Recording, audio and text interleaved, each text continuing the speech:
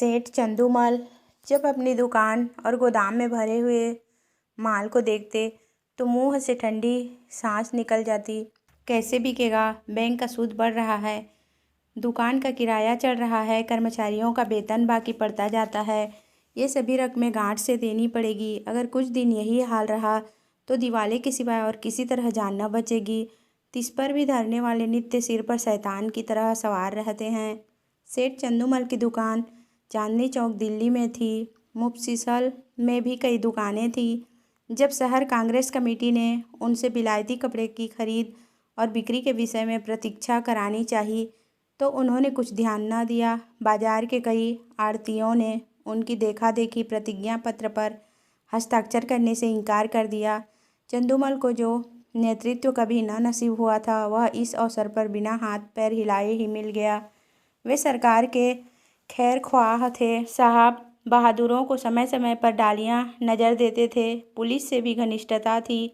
Municipality के सदस्य भी थे। कांग्रेस के व्यापारिक कार्यक्रम का विरोध करके अमन सभा के कोषाध्यक्ष बन बैठे।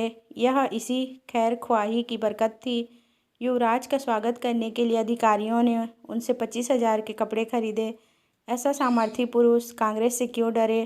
कांग्रेस है किस खेत की मूली? पुलिस वालों ने भी बढ़ावा दिया।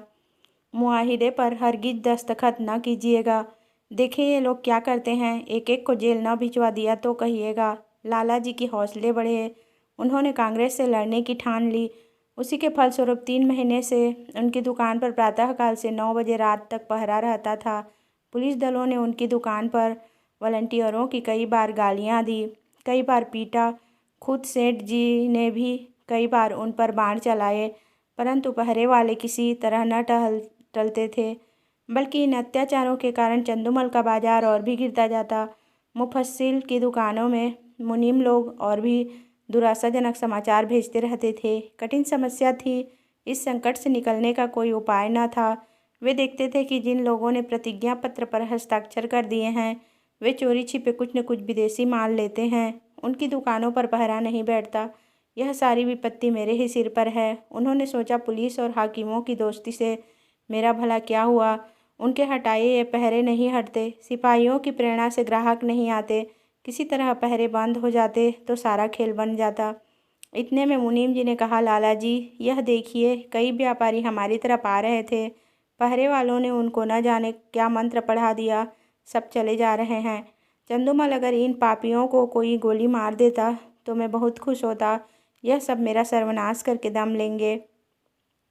मुनीम कुछ हैठी तो होगी। यदि आप प्रतिज्ञा पर हस्ताक्षर कर देते तो यह पहरा उठ जाता, तब हम भी यह सब माल किसी न किसी तरह खपा देते। चंदूमल मन में तो मेरे भी यह बात आती है, पर सोचो अपमान कितना होगा। इतनी हैकड़ी दिखाने के बाद फिर झुका नहीं जाता। फिर हाकिमों की निगाह में गिर जाऊंगा और लोग भी ताने देंगे कि चले थे बच्चा कांग्रेस से लड़ने, ऐसी मुँह की खाई कि होश ठिकाने आ गए। जिन लोगों को पीटा और पिटवाया, जिनको गालियाँ दी, जिनकी हंसी उड़ाई, अब उनकी शरण कौन मुँह लेकर जाऊं? मगर एक उपाय सूझ रहा है। अगर चकमा चला गया तो पौ 12 है। बात तो तब है जब सांप को मारूं, मगर लाठी बचाकर पहरा उठा दूं, पर बिना किसी की खुशामद किए। 9 बज गए थे। सेठ चंदूमल गंगा स्नान करके लौट आए थे और मसनद पर बैठकर चिट्ठियां पढ़ रहे थे। अन्य दुकानों के मुनीमों ने अपनी विपत्ति कथा सुनाई थी। एक एक पत्र को पढ़कर सेठ जी का क्रोध बढ़ता जाता था। इतने में 2 वॉलंटियर गाड़ियां लिए हुए उनकी दुकान के सामने आकर खड़े हो गए। सेठ जी ने डांट कर कहा, हट जाओ हमारी दुकान के सामने से।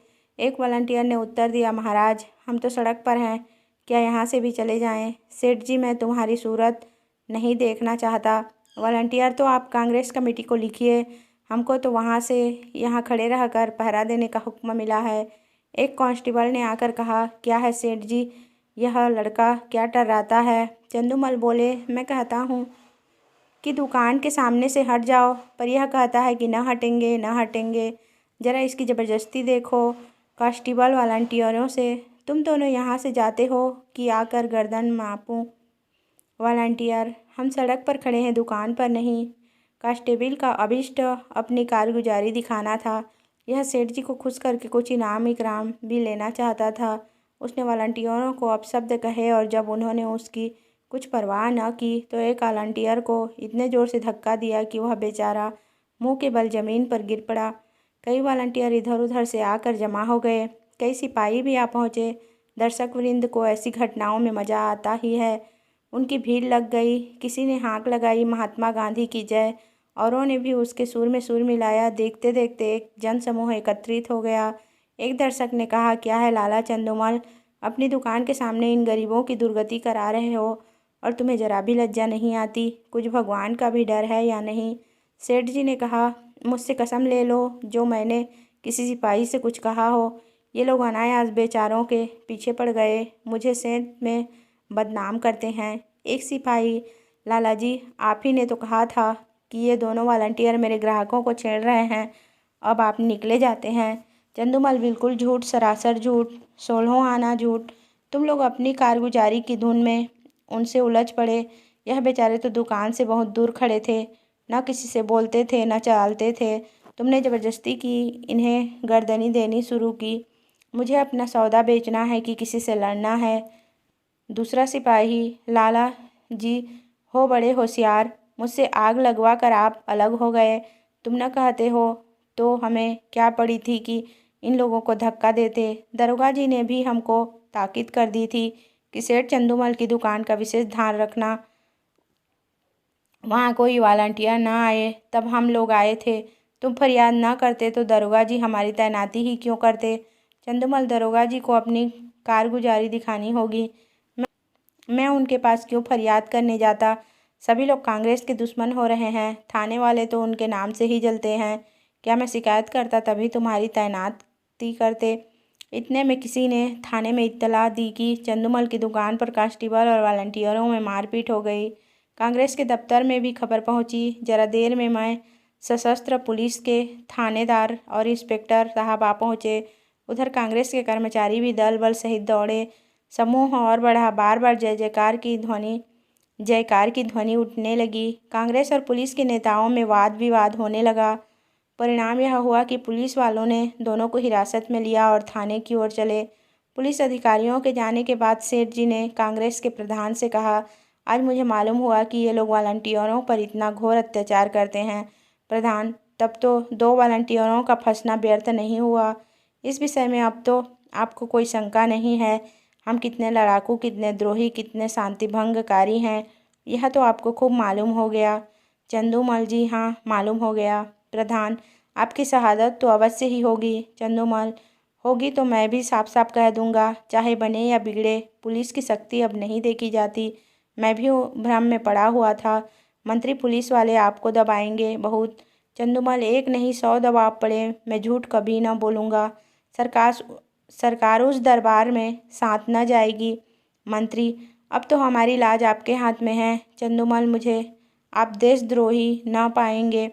यहाँ से प्रधान और मंत्री तथा अन्य पदाधिकारी चले तो मंत्री जी ने कहा, आदमी सच्चा जान पड़ता है। प्रधान संदिग्ध भाव से, कल तक आप ही सिद्ध हो जाएगा। शाम को इंस्पेक्टर पुलिस ने लाला चंदूमल को थाने में बुलाया और कहा, आपको शहादत देनी होगी, हम आपकी तरफ से बेफिक्र हैं। चंदूमल बोले, हाजिर हूँ। इन वॉलंटियरों ने कांस्टेबलों को गालियाँ दी। चंदूमल, मैंने नहीं सुनी। इंस्पेक्टर, सुनी या ना सुनी यह बहस नहीं है, आपको यह कहना होगा, वह सब खरीदारों को धक्के देकर हटा रहे थे, हाथापाई करते थे, मारने की धमकी देते थे, ये सभी बातें कहनी होगी। दरोगा जी, वह बयान लाइए जो मैंने सेठ जी के लिए लिखवाया है। चंदूमल, मुझसे भरी अदालत में झूठ ना बोला जाएगा। अपने हजारों जानने वाले अदालत में होंगे, किस किस से मुँह छिपाऊंगा, कहीं निकलने की भी जगह चाहिए। इंस्पेक्टर, यह सब बातें नीच के मामलों के लिए है। पॉलिटिकल मामले में झूठ, सच, शर्मा और हया किसी का भी ख्याल नहीं किया जाता। चंदूमल, मुंह में कालिक लग जाएगी। इंस्पेक्टर, सरकार की निगाह में इज्जत चौगुनी हो जाएगी। चंदू सोचकर, जी नहीं, गवाही न दे सकूँगा, कोई और गवाह बना लीजिए। इंस्पेक्टर, याद रखिए यह इज्जत खाक में मिल जाएगी। चंदू, मिल जाए, मजबूरी है। इंस्पेक्टर, अमन सभा के कोषाध्यक्ष का पद छिन जाएगा। चंदू, उससे कौन रोटियां चलती हैं। इंस्पेक्टर, बंदूक का लाइसेंस छिन जाएगा। चंदू, छीन जाए बला से, इंस्पेक्टर, इनकम टैक्स की जांच फिर से होगी। चंदू, जरूर करवाइए, यह तो मेरे मन की बात हुई। इंस्पेक्टर, बैठने को कुर्सी न मिलेगी। चंदू, कुर्सी लेकर चाटूं, दिवाला तो निकाला जा रहा है। इंस्पेक्टर, अच्छी बात है, तशरीफ ले जाइए, कभी तो आप पंजे में आएंगे। दूसरे दिन इसी समय कांग्रेस के दफ्तर में कल के लिए कार्यक्रम निश्चित किया जा रहा था। प्रधान ने कहा, सेठ चंदूमल की दुकान पर धरना देने के लिए 2 स्वयंसेवक भेजिए। मंत्री, मेरे विचार से वहां आप धरना देने की कोई ज़रूरत नहीं। प्रधान, क्यों? उन्होंने अभी प्रतिज्ञा पत्र पर हस्ताक्षर तो नहीं किए। मंत्री, हस्ताक्षर नहीं किए पर हमारे मित्र अवश्य हो गए। पुलिस की तरफ से गवाही न देना यही सिद्ध करता है अधिकारियों का कितना दबाव पड़ा होगा, इसका अनुमान किया जा सकता है। यह नैतिक साहस में परिवर्तन हुए बिना नहीं आ सकता। प्रधान, हाँ, कुछ परिवर्तन अवश्य हुआ है। मंत्री, कुछ नहीं महाशय, पूरी क्रांति कहना चाहिए। आप जानते हैं ऐसे मामलों में अधिकारियों की अवहेलना करने का क्या अर्थ है। यह राजविद्रोह की घोषणा के समान है। त्याग में संन्यास से इसका महत्व कम नहीं है। आज जिले के सारे हकीम उनके खून के प्यासे हो रहे हैं।